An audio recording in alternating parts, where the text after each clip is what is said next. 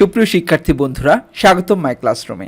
মাই ক্লাসরুমে আজকের আয়োজনে থাকছে এইচএসসি 2024 যারা পরীক্ষা দিবে তাদের জন্য বোর্ড কর্তৃক 11টি এমন নির্দেশনা, যে নির্দেশনাগুলি অবশ্যই মানতে হবে। আমরা মাই ক্লাসরুমে এই সংক্রান্ত আরও কিছু ভিডিও দিব এইচএসসি 2024 সংক্রান্ত। যারা পরীক্ষার্থী রয়েছে তারা মাই ক্লাসরুম চ্যানেলটি সাবস্ক্রাইব করার অবশ্যই আজকের এই ভিডিও শুরু থেকে শেষ পর্যন্ত দেখো। তাহলে শুরু করছি আজকের আয়োজন। প্রথম যেই নির্দেশনাটি রয়েছে সেটি হচ্ছে পরীক্ষা শুরুর 30 মিনিট পূর্বে অবশ্যই পরীক্ষার্থীদেরকে পরীক্ষা কক্ষে আসন গ্রহণ করতে হবে। তোমাদের পরীক্ষা শুরু হবে 10টায়, সেই ক্ষেত্রে তোমাদেরকে পরীক্ষা কক্ষে সেন্টারে আসন গ্রহণ করতে হবে 9:30টায়, অর্থাৎ 9:30টার মধ্যেই তোমাদেরকে কেন্দ্রে উপস্থিত থাকতে হবে।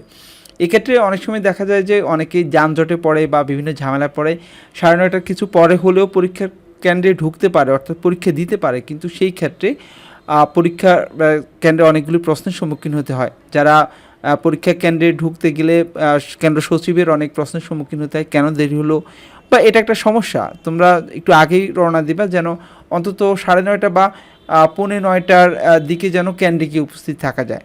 ঠিক আছে। পরের যেই নিয়মটি সেটি হচ্ছে প্রথমে বহু নির্বাচনী এবং পরে সৃজনশীল বা রচনামূলক পরীক্ষা অনুষ্ঠিত হবে। যারা ইতিমধ্যে তোমরা অবশ্যই বিষয়টি জানো যে যেহেতু এসএসসি পরীক্ষা দিয়েছে, একই নিয়মেই প্রথমে বহু নির্বাচনী অর্থাৎ এমসিকিউ প্রথমে, পরে সৃজনশীল পরীক্ষা অনুষ্ঠিত হবে। 30 নম্বরের এমসিকিউর জন্য তোমাদের সময় থাকবে 30 মিনিট এবং 70 নম্বরের সৃজনশীলের জন্য সময় থাকবে 2 ঘন্টা 30 মিনিট। এই ক্ষেত্রে যেখানে ব্যবহারিক থাকবে, ব্যবহারিকের সময় তোমাদের এমসিকিউ থাকবে 25টি। 25 নম্বরের এমসিকিউর জন্য সময় থাকবে 25 মিনিট এবং 50 নম্বরের সৃজনশীলের জন্য তখন সময় থাকবে 2 ঘন্টা 35 মিনিট। এটা খুব ভালো করে মনে রাখবা। একই সাথে মনে রাখবা পরীক্ষা হবে বিরতিহীনভাবে, অর্থাৎ এমসিকিউর পরে কোনো রকম সময় দেওয়া হবে না, কোনো রকম বিরতি থাকবে না, সাথে সাথে সিকিউ উভয় অংশেরই পরীক্ষা শুরু হয়ে যাবে। এরপরে তোমাদের যেটি মানতে হবে, প্রশ্নপত্রে উল্লিখিত সময় অনুযায়ী পরীক্ষা গ্রহণ করতে হবে। মানে এর আগে পিছে কোনো সময় পরীক্ষা তোমার জন্য আলাদাভাবে করবে না, অর্থাৎ সময় যা তাই তোমাকে মেনে নিতে হবে। তারপরে হচ্ছে পরীক্ষার্থীরা তাদের প্রবেশপত্র নিজ নিজ প্রতিষ্ঠান প্রধানের কাছ থেকে, যারা ইতিমধ্যে সংগ্রহ করেছো তো ভালো, যারা করনি প্রতিষ্ঠান প্রধানের কাছ থেকে তোমরা প্রবেশপত্র সংগ্রহ করে নেবে। 6 নম্বর নির্দেশনাটি হচ্ছে প্রত্যেক পরীক্ষার্থী সরবরাহিত উত্তরপত্রে তার পরীক্ষার রোল নম্বর, রেজিস্ট্রেশন নম্বর, বিষয় কোড এগুলি ওএমআর ফর্মে যথাযথভাবে লিখে বৃত্ত ভরাট করবে। এই ক্ষেত্রে অনেকেই ভুল করে ফেলে, রোল নম্বর লিখতে বা বিষয় কোড লিখতে গিয়ে ভুল করে ফেলে। এই সংক্রান্ত ভুলগুলি হলে সাথে সাথে কক্ষ পর্যবেক্ষক যিনি, অর্থাৎ যিনি গার্ড থাকবেন, তার সাথে কথা বলে নিতে হবে।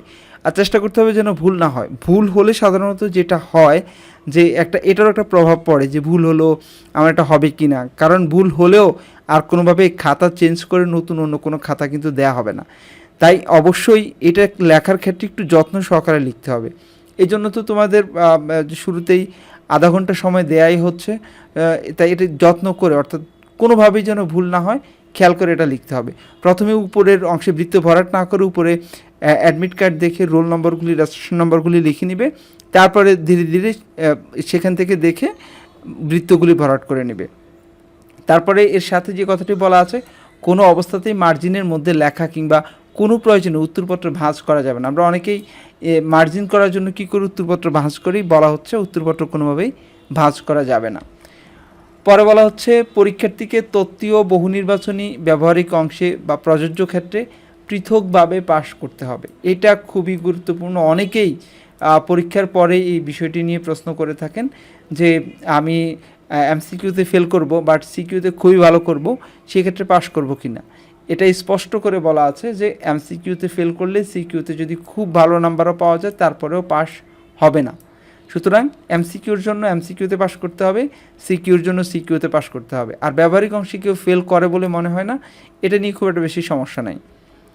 তারপর হচ্ছে প্রত্যেক পরীক্ষার্থীকে কেবল রেজিস্ট্রেশন কার্ড ও প্রবেশপত্রে উল্লিখিত বিষয়সমূহের পরীক্ষায় অংশগ্রহণ করতে পারবেন। অ্যাডমিট কার্ডে যে প্রবেশপত্রের যে বিষয়গুলো আছে সেগুলি পরীক্ষা দিতে পারবে, কোনো অবস্থাতেই অন্য বিষয়ে পরীক্ষায় অংশগ্রহণ করতে পারবে না। কোনো পরীক্ষার্থীর পরীক্ষা নিজ কলেজ বা প্রতিষ্ঠানে অনুষ্ঠিত হবে না। পরীক্ষার্থীর স্থানান্তরের মাধ্যমে আসন বিন্যাস করতে হবে। এটা তোমরা খুব ভালোভাবে ইতিমধ্যে জেনেছো যে তোমাদের কেন্দ্র কোথায়। নিশ্চয়ই তোমাদের কারো নিজের প্রতিষ্ঠানে কেন্দ্র পড়েনি, সে কথা এখানে বলা হচ্ছে।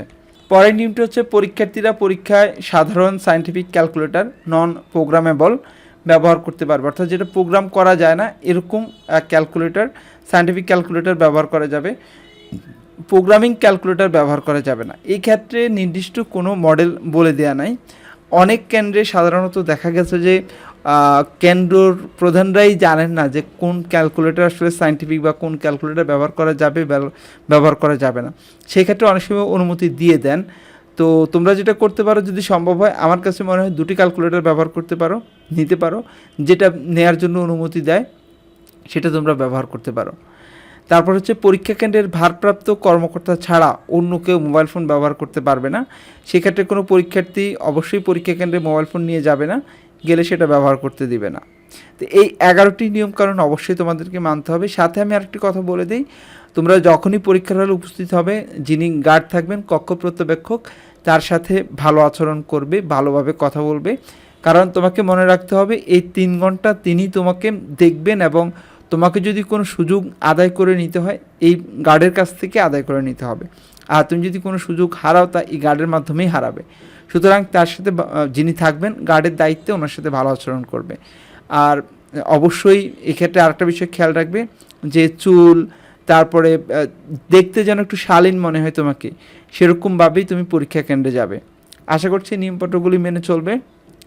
যারা পরীক্ষার্থী রয়েছে 2024 সালের এইচএসসি পরীক্ষার্থী, সবার জন্য শুভকামনা। ভালো থাকবে। আল্লাহ হাফেজ।